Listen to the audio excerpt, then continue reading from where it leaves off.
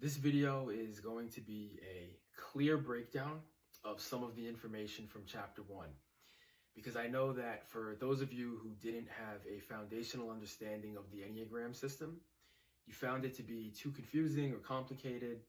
And the truth is, it wasn't actually the information in the book that was complicated. The information itself was very easy. It was the way it was being presented in a book format in written text that made it too complicated. Whereas in a video, if you hear me talking and I could put visuals and images up on the screen as I'm talking about them, it's going to be very easy to understand for anybody, regardless if you had a foundational understanding of this and you're an expert in the way the Enneagram was currently taught, or if you've never heard of it before and this is the very first time. So that's what I'm going to do in this video. Is I'm going to give a clear breakdown on a partial piece of chapter 1. In order to keep these videos decently short, I'm going to make many more videos that continue and pick up where this one leaves off. So this is just going to be part 1 of a video series. Now, to do a recap, essentially what chapter 1 is explaining is that the way our simulated reality works is in this virtual reality, we are playing a virtual human avatar that is one of 27 different archetypes. And you choose which archetype you want to play as before you incarnate. So that experience is going to be based on the theme of that particular archetype. Now, the Enneagram system is the blueprint and the foundation to the programming of these avatars and these archetypes. And I'm going to explain how that is in this video. The way the Enneagram is currently taught is entirely wrong. It's taught that it's a personality typology system that has 9 types from 1 to 9, and that there are 3 expressions for each of those 9 types, where you have either self-preservation, social, or sexual, and then altogether there would be 27 different subtypes, because the 9 different numbers expressed 3 ways is 27, and that you are one of these 27 subtypes as your personality. That's not true. The only thing true is that there are 3 different expressions for each of the 9 numbers. However, the way that's taught is also wrong. So we're going to get into all of that now. The Enneagram is not a personality typology system. It's actually an encrypted frequency system. And you don't have one Enneagram type. You are actually a synthesis of 3 of those energies. Numbers are just energies. So whenever I talk about numbers or energies in any of my videos, I'm using the words interchangeably. So your actual archetype that makes up your human avatar is a 3-digit frequency or 3-digit archetype that is a synthesis of these 3 energies. But it's not just any 3 energies. There's a specific structure to it. So in the Enneagram, there are 3 different centers known as the head, the heart, and the body. The body is sometimes called the gut. These are metaphors, but I'm not going to get into what the metaphors are in this video. That's in my book, and I'll explain it in another video. I'm going to stick with the terminology that's used in the traditional Enneagram, just to keep it simple and not confuse many people right now. So the secret is that every single avatar is a synthesis of 3 different energies, 1 per the 3 centers, head, heart, and body.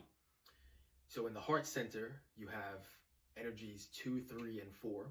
Every archetype must contain one of these 3.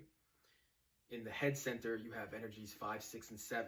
Again, you have to have one of these 3.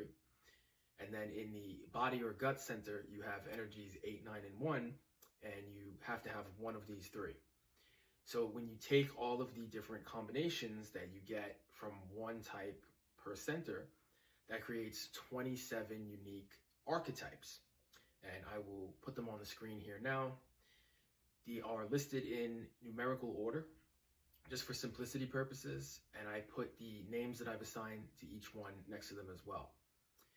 Now, in addition to the 27 archetypes, each archetype has 3 different frequency variations. I will put that on the screen now. So next to each archetype, you'll see the 3 different frequency variations, and they are in color from lowest to highest. Red is the lowest, green is the medium frequency, and blue is the highest frequency version. Now, why is this important? If you are archetype 125, there are 3 different variations of the avatar. You could either be 152 hertz, 215 hertz, or 521 hertz, and the same applies for all 27 of the archetypes. Now, before I mentioned that there are 3 expressions per number, per energy, that are known as self-preservation, social, and sexual. The secret of where these come from is actually in this formula encrypted within the frequency sequential order. So let's look at the Enneagram symbol for a minute. And it is a 9-pointed star that's created from 3 different triangles. Notice that there is a 147 triangle, a 258 triangle, and a 369 triangle. If these numbers seem familiar to you, it is because this is actually the same numbers that form the solfeggio frequencies. If you are not familiar with the solfeggio frequencies, these are the 9 popular healing frequencies that are used with sound healers through tuning forks and sound bowls, etc. If you look at the 9 solfeggio frequencies on the screen, you will see that they are really just different variations of the 3 Enneagram triangles, 147, 258, and 369. So the secret behind these solfeggio frequencies, what makes them so special and so unique, is that this is actually where all of the 27 unique energies, known as the subtypes, are being expressed and hidden. Out of the 9 3-digit frequencies, that is a total of 27 numbers. And you'll notice that every number from 1 to 9 appears exactly 3 times in each placement in the frequency, only once and never repeats. So for example, 1 is only in the hundredths place once in 174 hertz. It's all the way to the left. It's only in the middle place, the tens placement, once, which is 417 hertz. That is 10 hertz. And then in 741 hertz is the last time you will see 1. It's in the ones placement all the way to the right, and that represents 1 hertz. So 1 hertz, 10 hertz, and 100 hertz, these are all 10 times the difference energetically expressed, depending on their placement in the frequency. And this is the secret behind where self-preservation, social, and sexual comes from. So it's not random. It has nothing to do with how you're born or birth. It's a formula, and it's the order of your frequency for your avatar. So now, if you look at all the other numbers, you'll notice the same exact pattern. So we just did the ones, but 2 through 9, they all appear only once in each placement as well. And again, this is the full 27 energy expressions.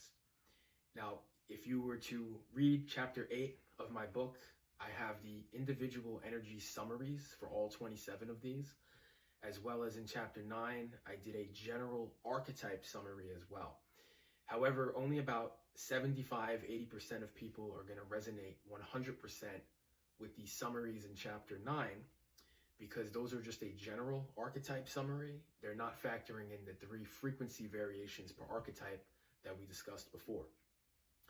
In order to get the most accurate understanding and summary of the archetype as a whole for 100% of people, I would have to show you the 3 different frequency summaries.